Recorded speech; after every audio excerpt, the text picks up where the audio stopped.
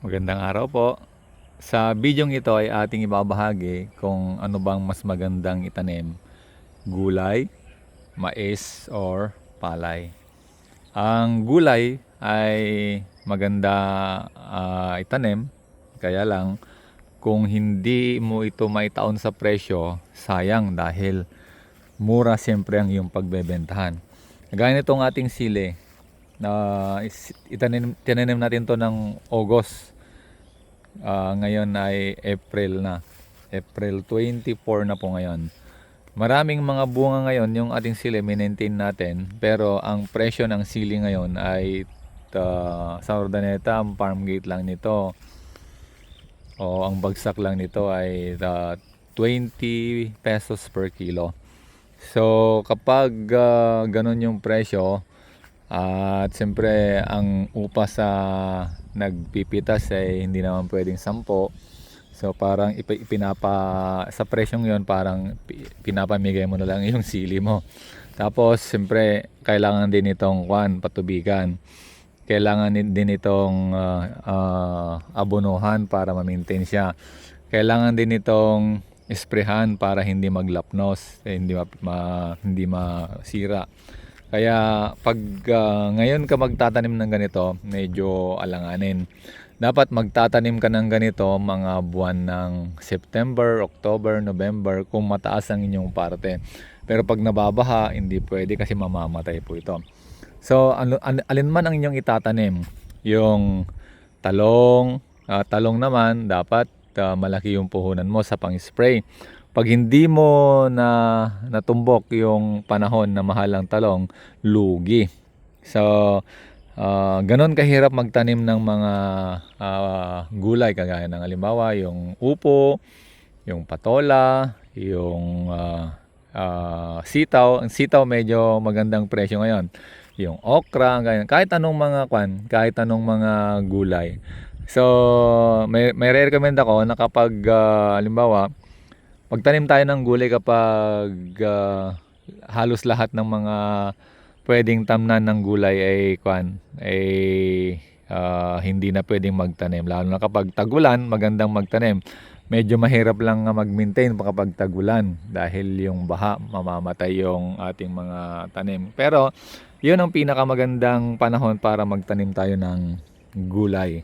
So makikita natin na maraming nakaka tsamba o swerte kapag mga tagulan dahil siyempre pag tagulan kokonti lang yung nagtatanim at doon mataas yung presyo ng mga gulay. Mataas ang presyo ng sili, yung siling ganito kapag buwan ng November, December, January. Kaya kapag nakapagtanim ka ng September, sigurado matutumbok mo yung mga buwan na yon. Pero dapat magaling kang mag-maintain para lalaki ng ganito, parang ganito yung sili. Kasi pag hindi lumaki yung sili mo, wala din. Pag mas malaki yung sili, mas maraming bunga. Pag mas maliliit, siyempre maliliit din yung kanyang bunga. So kapag tumama ka sa presyo at tumama ka sa dami ng bunga, ayun, talagang tiba-tiba ka sa gulay kagaya ng talong, sili, kamatis, yan. At iba pang mga tanim na pwedeng pakinabangan at pwedeng alagaan kung mataas ang presyo ng gulay. Pero ibabahagi ko rin po sa inyo kung ano ang kagandahan din kung magtatanim ka ng mais or palay. Ang mais or palay ay mababa ang kanyang presyo, kaya lang mas sigurado yung mais at palay dahil siyempre yan kasi yung mga basic needs, gaya ng yung food, talagang hindi mawawala yung mais at palay kasi ang palay yan ang bigas natin, mais yan ang pinapakain sa manok, baboy at iba pa. Ang mais ay madaling alagaan. I-timing mo lang yung paglalagay ng abono, foliar at pagpapatubig ay bubunga ito at gaganda. Pero kung hindi timing ang yung pagpapatubig, pag-spray at yung paglalagay ng abono, hindi po maganda yung kanyang magiging performance at yung kanyang magiging production. So kagaya ng mais, palay ay parang mais din. na dapat nasa calendar or nasa timing lahat yung paglalagay ng abono. So, hindi kagaya ng gulay na kahit medyo mantala okay lang, pero dapat pa rin naka-schedule at talagang eksakto yung mga paglalagay ng pataba para mabilis siyang bumunga at mabilis ding magkaroon tayo ng tinatawag nating aanihin. So dito sa mais, ang kagandahan lang nito, hindi masyadong nagbabago yung presyo, hindi kagaya ng gulay na pag bumagsak, bagsak talaga, wala kang kita. Pero kapag mataas naman, mataas din. Pero sa mais kasi, pag maganda yung kwan mo dito, maganda yung pag-aalaga mo, maganda yung mais, sigurado may kita ka. Pero pag hindi magandang yung pag-aalaga sa mais, siguro kikita ka rin pero hindi masyado. Kagaya ng tinong ngayon, no, kumita tayo ng halos kalahati sa ating mais ngayon. Dahil maganda yung ating pag-aalaga, nilagyan natin siya ng foliar, nilagyan natin ng tamang abono at pinatubigan natin sa takdang panahon para maging tuloy-tuloy yung kanyang production. So sa akin, kung first time ka lang na farmer, maganda mais muna tapos pag-aralan mo yung gulay. Or kung naggugulay ka, pag-aralan mo rin yung pagtatanim ng mais at palay kasi hindi lahat ng panahon magandang presyo ng gulay. Kaya dapat tayo mga farmer, hindi lang isa yung ating tinatanim, dapat iba-iba para pag mura man yung ibang tanim, mayroon tayong pagbabawian. Kagaya ko, mura ngayon yung sili pero babawi tayo dito sa mais kasi siguradong kikita tayo dito. Dito tayo bumabawi. Pero pag halimbawa tumama din yung ating sili, mga gulay, okay din, no? So bilang farmer, dapat hindi lang, sabi ko nga, hindi isa magtanim ka ng subukan mo magtanim ng sitaw, ng okra, ng pakwan, ng talong, ayan, sili at iba pang mga pwedeng pagkakitaan o ibenta sa palengke. So ganun po yung kwan, para hindi tayo masyadong problema sa puhunan, no?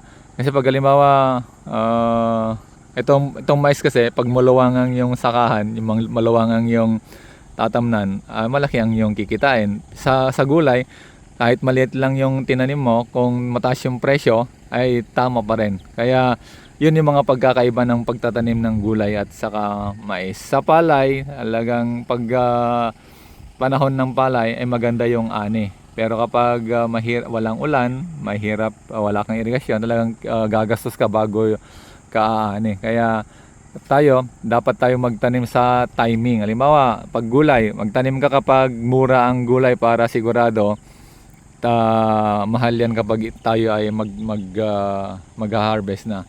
Itong mais din ito, no? Kaya ako nagtanim nito kasi walang bibihira ngayon yung nagtatanim. Saka matinding hamon yung pagkakaroon ng mga uod. Kaya tayo nagtanim ng mais. Saka ang mais kasi madaling alagaan. Though ngayon mahirap nga lang dahil inuud. Pero okay pa rin ang mais dahil kagaya ng mga naranasan ko na nung una, madaling ibenta kasi ang mais. Ito yung mais nga, halimbawa pag ito'y hinog na or pag ito'y ready for harvest na, tawagin lang mula yung mag-harvest. I-harvest na nila tapos sila na rin maghahakot. Titimbangin na lang nila, kukunin mo na lang ng pera. Pero kapag halimbawa ngayon, pagkatapos kong ito katatapos lang na mais, drinay ko siya para medyo mas mataas yung kita. Pero halos konti lang naman yung naipatong. Konti lang naman yung parang kita natin na dumagdag. So yun po yung mga kalaman na gusto kong i-share sa inyo tungkol sa pagtatanim ng gulay at pagtatanim ng mais. Mamili po kayo at subukan po ninyo lahat para makita nyo kung ano yung talagang parang kung saan kayo expert. Dati gulay lang yung tinatanim ko, pero nung nakita ko na sinubukan ko yung mais. So nakita ko na maganda yung mais dahil hindi naman lahat ng panahon tumatakam sa gulay. Kagaya sinabi ko, mataas ang gulay kapag November, December, January. Pero ganitong panahon, bagsak presyo ang gulay. So pag gulay ka ngayon, wala, bagsak presyo, wala kang kikitain. So maganda itong mais dahil kita pa rin diretso yan eh. Halimbawa yung presyo ngayon na kapag wet 14 or 13, okay pa rin yon, or 12. At saka yung dry na 17 17 plus. So mas sigurado yon kaysa sa gulay. So yun yung mga kaalaman na nais kong ibahagi sa inyo. Hopefully makatulong sa inyo yung video ito, makapagbigay sa inyo ng kaalaman. At sa mga farmer na sumusuko, huwag kayong sumuko. Parang nag-aaral lang, parang pag-aaral yan eh.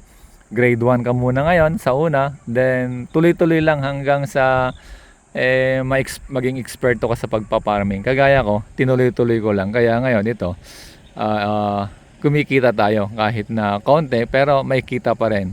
So, ganun din ang gawin niyo. Sayang naman yung lupa nyo, huwag nyo ibenta yan dahil napakalaking halaga ng lupa. So, mas mahalaga ang lupa kaysa ginto o kaysa anumang mga ari-arian. Kasi ang lupa, andyan lang yan eh, na ang kaganda ng lupa, tumataas yung kanyang value. Patuloy lang po kayo sa pagsubaybay sa ating mga video. At sa mga hindi pa nakapag-subscribe, mag-subscribe po kayo.